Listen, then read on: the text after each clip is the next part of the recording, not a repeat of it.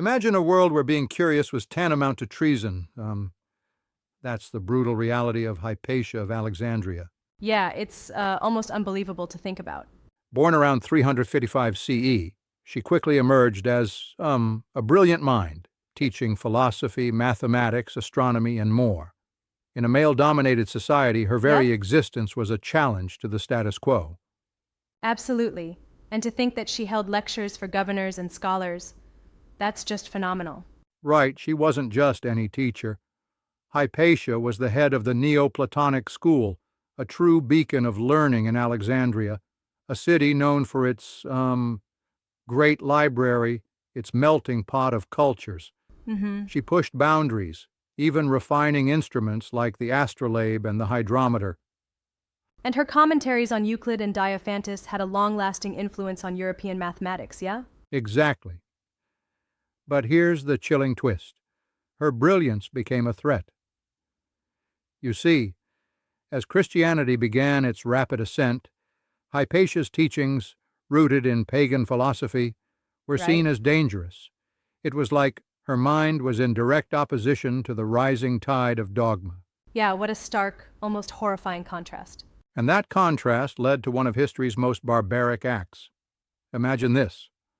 On a fateful day in March of 415 CE, Hypatia was dragged from her chariot, stripped, and then, brutally skinned alive with sharpened pottery. Yeah, that's just, The wow. very graphic nature of her murder was meant to silence not just one person, but an entire way of thinking. It's horrifying, really.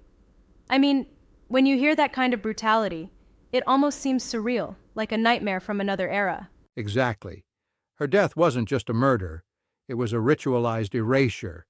It was, symbolic in the most devastating way. The mob, driven by a mix of political and religious fervor, wanted to make her disappear from the annals of history. They wanted to extinguish free Mm-hmm. thought. Do you think it was like more political or purely religious? Because I see arguments on both sides out there. Well, it's like, both are deeply intertwined in that epoch. On one hand, there's the political struggle. Governor Orestes, who tried to maintain some semblance of order, versus Bishop Cyril, whose extreme zeal made him a real hazard. On the other Yes, hand, her pagan views pitted her directly against the rising tide of Christian doctrine. right. Those power struggles and the fervor of the new religion were like two sides of the same coin. You can't really separate the political from the religious back then. Exactly. And, think about it. The very fact that she was a woman daring to question and explore meant she was doubly dangerous. Her gender and Mm-hmm. intellect combined to make her a rebel in the eyes of those in power. That's such a powerful point. It makes me, wonder how many other voices were stifled in the process. Absolutely. And her murder effectively marked the end of an era. The Neoplatonic school, once a hub of vibrant debate and inquiry, dissolved soon after Yeah, her death. It's like her passing was a death knell for classical free-thinking in Alexandria. it's such a striking loss. Not only was a brilliant mind silenced, but a whole tradition of rigorous questioning was crushed. Yeah. And, modern scholars often debate. Was her death purely political, or was it a religious purge? Someone like Maria Jelska sort of tries to peel back the layers of myth. But regardless, it shows that knowledge itself was seen as a threat. Right.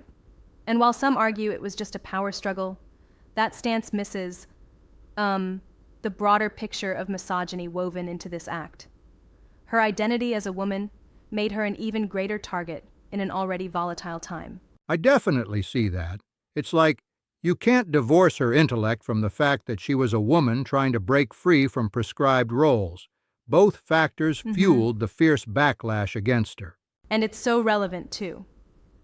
When we compare that to today, even if things aren't as physically brutal, there are still attempts to stifle dissent and control narratives. Exactly. It's like,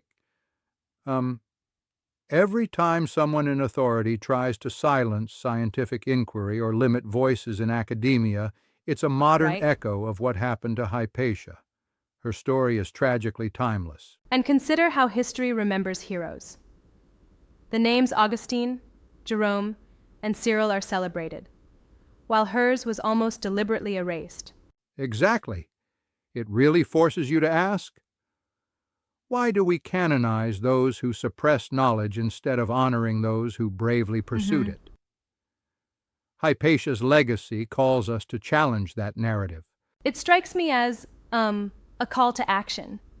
We need to demand that history be told in all its messy complexity, not sanitized to favor those in power. Absolutely, because if we let comfortable myths dictate our understanding, we risk missing the brutal truths.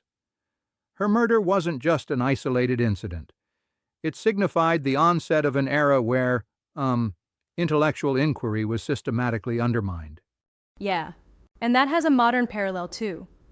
Think about the current debates over academic freedom, censorship, and even the vilification of scientists. It's like history's ghost is still walking among us. Precisely. It's like every controversial act against science or free speech today echoes back to that fateful day in Alexandria.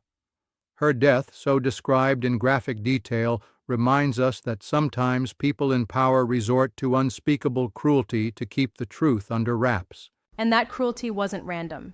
It was a deliberate weapon, aimed at extinguishing a way of thinking that didn't fit the mold of dogmatic control.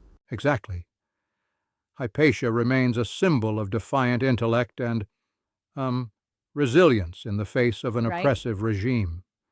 Her legacy urges us all to stand up for the bold pursuit of knowledge. It's a reminder that when educators, scientists, and truth seekers are dismissed or demonized, it's not just a loss for culture, but for humanity as a whole. Exactly. And her story, the woman they burned for thinking, speaks volumes. It's a stark lesson. Intellectual freedom is worth every struggle, every risk, even in the face of overwhelming oppression. And it makes you realize that value of free thought isn't just academic, it's life itself. Absolutely. Hypatia's brutal end, paradoxically, has made her a martyr for curiosity and the relentless pursuit of truth. Yeah, It's a legacy that calls us to, defend our own right to question. and that's a powerful message. One that, frankly, needs to be heard today as much as it did back then. For sure. It challenges us to reconsider who gets remembered and who gets erased. And it pushes us to demand a history that truly reflects the struggle for knowledge over the suppression of inquiry. Well said. It's not just about honoring a brilliant mind from the past, but about inspiring future generations to speak up and stand against intellectual oppression. Exactly. And that's what makes revisiting Hypatia such a heart-wrenching yet empowering experience. Her courage, her tragic end, they remind us to cherish and fight for intellectual freedom in every era. Yeah, it's an intense reminder that the battle for free inquiry is ongoing, and that every act of suppression echoes a history we must never forget. Thanks for diving into this powerful narrative with me. Hypatia's story challenges us all, urging us to, question the narratives passed down to us and to honor those who dared to think differently. Right? Absolutely. Until next time, let's keep questioning, keep exploring, and never forget the price some have paid for letting knowledge flourish.